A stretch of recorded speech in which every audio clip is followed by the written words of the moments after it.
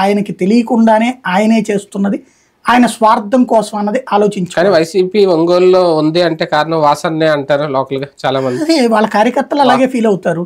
కానీ అదే వైఎస్ఆర్ కాంగ్రెస్ పార్టీ వాళ్ళు మరి దారుణంగా పోవడానికి అదే వాసన కారణం అవుతారా? ఒప్పుకుంటారా దానికి? ఎందుకు అంటే ఫర్ ఎగ్జాంపుల్ చీరాల ఉంది, ఆమంచి కృష్ణమోహన్ ఉన్నాడు, నువ్వేం చేయాలి? ఆమంచికి సపోర్ట్ గా నిలబడి గెలిపించాలి. కర్ణం బలరాం ఆల్రెడీ తెలుగుదేశంలోని గెలిచాడు, ఇంకా నువ్వు చేసేది ఏముంది అక్కడ? కర్ణం బలరాం కొడుకు సీటు నువ్వు ఇప్పించేది ఏముంది ఇంకా అందులో?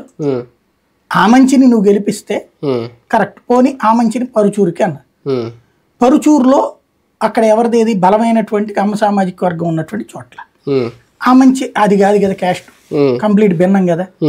పోనీ ఇతనికి కావాలంటే మిగతా వర్గాలన్నీ తోడవ్వాలంటే కొన్ని పనులు ఏమన్నా చేయించుకోవాలి.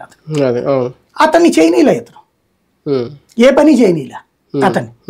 చివరికి పరుచూరులో అతను పోటీ చేయలేననే పరిస్థితి వచ్చింది. అందుకే చివరిలో కాంగ్రెస్ పోయింది ఆయన.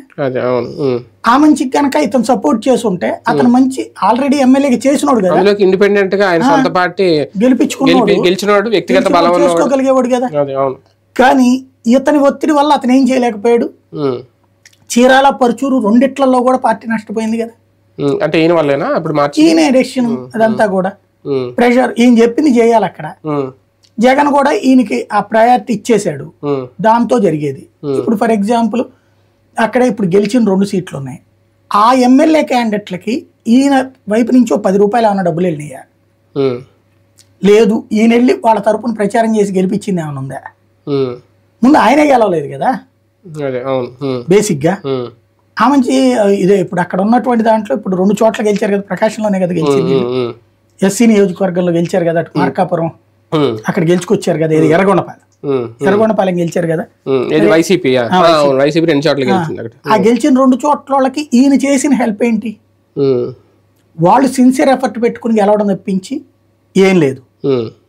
ఇంకొకటి ఒంగోలులో కాంపిటీషన్ వస్తున్నప్పుడు ఈయన ఏం చేశాడు? మెయిన్ సమస్య ఏంటంటే ఆయనకి వ్యక్తిగతంగా కొన్ని అలవాట్లు ఉన్నాయి, దానివల్ల డబ్బు దుబారా ఎక్కువ అలవాటు. జగన్ని బ్లాక్మెయిల్ చేయడానికి వాడుకుంటాడు ఆయన అనేది నేను గమనించిన విషయం అక్కడ.